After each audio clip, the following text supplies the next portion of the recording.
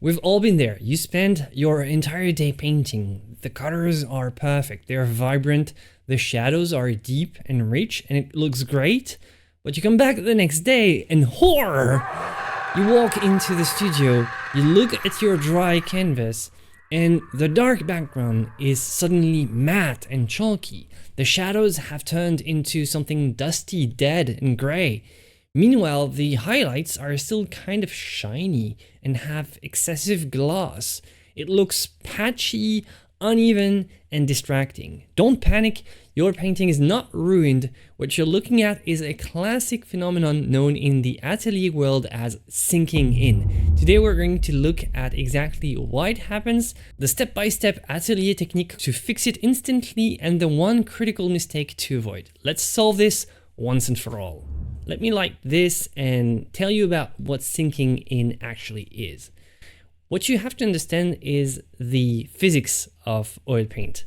Oil paint is incredibly simple. It's just pigment particles suspended in a drying oil. Usually it's linseed, but it can be walnut, it can be safflower oil, it can be poppy seed oil. When you apply the paint on the canvas, it doesn't technically dry, so it's not evaporation like in the case of watercolor or acrylics. Oil paint dries through oxidation. It cures, if you want to say, over time. But while it's trying to cure, something else also happens, is the background, the canvas is absorbent, and some of the oil is sucked by the surface underneath. Think of your canvas gesso or your previous layers of paint like a microscopic sponge. If your lower layers are highly absorbent, or if you thinned out your top layers with a lot of solvents like odorless mineral spirits, the underlying layer will literally suck all the oil out of the top layers. And when the oil gets sucked downwards, the pigment particles on top are left stranded without enough binder. And because they lack that glossy oil coating, they reflect light kind of randomly. And the big problem is that it doesn't happen equally all over the surface. Sometimes it does. Sometimes the entire surface does sink in very equally, but most of the time it's very unequal and uneven. Oiling out means applying a thin layer of medium over the dead matte areas or the entire painting if needed. And the goal is to restore the gloss and bring the colors back to life as they were previously looking when they were first painted. Here's exactly how to do it without turning your canvas into a sticky mess. First, you need to make sure that the paint is dry to the touch. Never attempt this if the paint is even slightly tacky, and be careful when considering how touch dry a painting is, because sometimes one area is dry but not the one next to it, so be very careful with that. It must be completely dry. Second, what you want is you want to apply a tiny amount of medium. I recommend using a clean hot bristle brush that's dedicated to that, and simply apply and spread a small amount on the surface. You can also use a little sponge. It might also be useful to very gently spread the oil on the surface. Now, if you're starting to pick up colors, you have to stop and see how much more even it is now. This is called oiling out.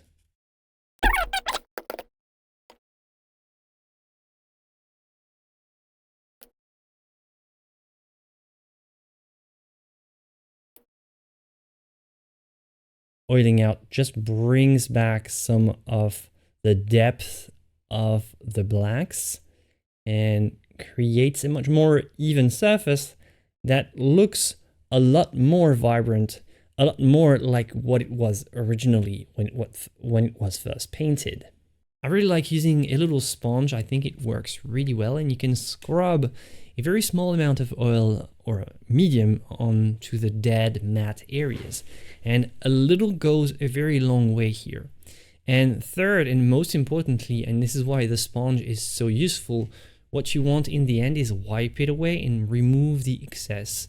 This is the step where beginners mostly keep a very thick, very heavy coat of oil. You don't want that. You want to clean with the little sponge and make sure that you wipe away 95% of what you've put down. So most of it will be absorbed by the sponge in the end, but you want to remove the gooey, oily layer and just keep something super thin on the surface, just to bring back the paint to its glorious gloss. See, we don't want this. What we want is to absorb the excess. And I like using little rotations like that, very, very, very gently until it's just even.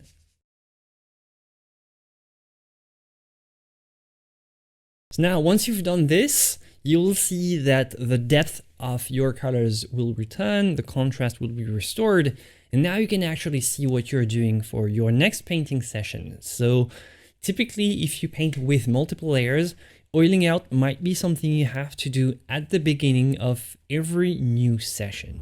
Now here is the giant trap that you want to avoid, and it comes down to a fundamental rule of chemical adhesion. When you oil out, what you want to use for oiling out has to be exactly the same medium, or at least something highly compatible with what you've been using in your last painting layer. So if you've been using a medium that's made of half linseed oil and half odorless mineral spirits to paint in your previous layer, this is what you want to oil out with before you pick up for the next session.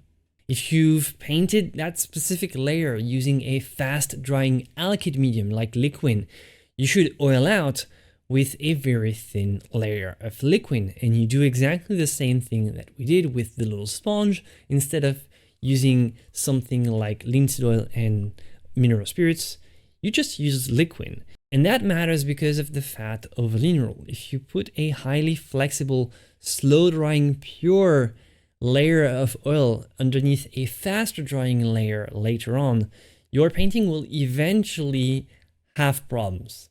Hopefully not, but it might. And if you take something dramatically different for oiling out, you run the risk of creating adhesion problems down the line, where the new layer physically will sort of peel off or will not stick properly to the canvas once dry. So you really want to keep your chemistry consistent and avoid mixing mediums when it comes to oiling out. The rule is very simple: just use whatever medium was used last to paint. Now there is one key problem that might exceptionally happen if you use a medium made with stand oil. The oil can bead up on the surface and prevent you from oiling out successfully, or even painting new layers like glazes. Some combinations of oil paints and mediums can create a very closed surface, resulting in oil or even varnish beading up on the surface. And beading up happens when the surface is just too smooth and there is nothing to break the superficial tension of the molecules of oil, so they stack together and they form droplets. It will look a little bit like something like that. Now, there are two options to fix it, and the number one is to mechanically force the oil to penetrate and break the superficial tension of the surface, simply because it's just too slick. So we want to abrade the surface very gently, and thankfully we have something perfect for that. The green part of the little sponge is the scratchy part, and we can then turn the sponge away and then force the medium and the oil to penetrate by gently scrubbing. And when I say gently, I really mean gently. What you can also do is you can try with a brush, like a tougher brush might also work. Sometimes just using a brush that's less soft, a little bit more abrasive in nature, can just force the oil to finally penetrate. So obviously only do that if you already have the oil on the surface. Don't do that dry. And if you lift off some of the paint with the scratchy part of your sponge, you have to stop and try another solution. The other option, the other solution to fix that is simply to use something heavier and increase the viscosity of your oiling out medium. Having a more viscous medium will prevent the formation of the droplets and allow the oiling out layers to dry normally. Most of the time, fixing this problem is a combination of both vigorous yet gentle scrubbing, either with a hard brush to open the surface or with the scratchy part of a sponge, and at the same time using a slightly more viscous medium to prevent the droplets from forming. Up until this point, we were thinking that we still have some things to do on the painting and we just want to bring back the colors to what they originally were so that we can continue our sessions. But what if we are completely finished with the painting? When you're done executing the artwork, but you still have those patchy gloss levels, do you still need to oil it out? The answer is no. If the painting is done and you have nothing left to do, then it's not really needed as long as it's very subtle and discreet. If it's way too obvious, then you might want to do a final oil out layer on the entire painting to even out as your last thing. Let the oil out layer completely dry and leave the painting for something like 6 months. And you want to prevent to have excess oil on the very top of your finished piece, otherwise it will just yellow.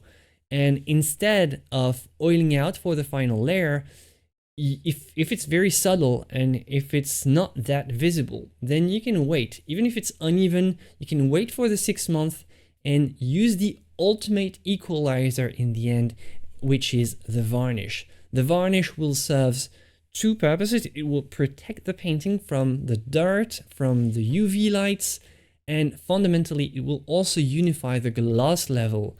If your painting has been only dry for a few weeks or months, you want to use a modern synthetic varnish that is specifically made for fast drying time, like Gamblin's Gamvar, for example, or a retouching varnish, which is just something temporary. These varnishes allow the paint film to breathe, meaning that the oil paint can continue to cure properly underneath while giving you that perfectly unified gloss that you actually wanted. Otherwise, if you don't have these kinds of varnishes, then it's much safer to wait for between 6 months to a year before you apply a final traditional varnish. So to recap the strategy, first, sinking in is just your canvas or your lower layers drinking up the oil from the top layers. It's a normal physical reaction. It's not a mistake you've made. Second, if you need to keep painting oil out by wiping a very thin layer of your current medium over the dry canvas and wiping away the excess completely with a little sponge. And third, if you're completely finished, just wait for it to dry to the core and let a final varnish do the heavy lifting of unifying your surface. Now, if you want more classical oil painting secrets, you can watch this video next. I'll see you there, and as always, joy and inspiration to you. Bye.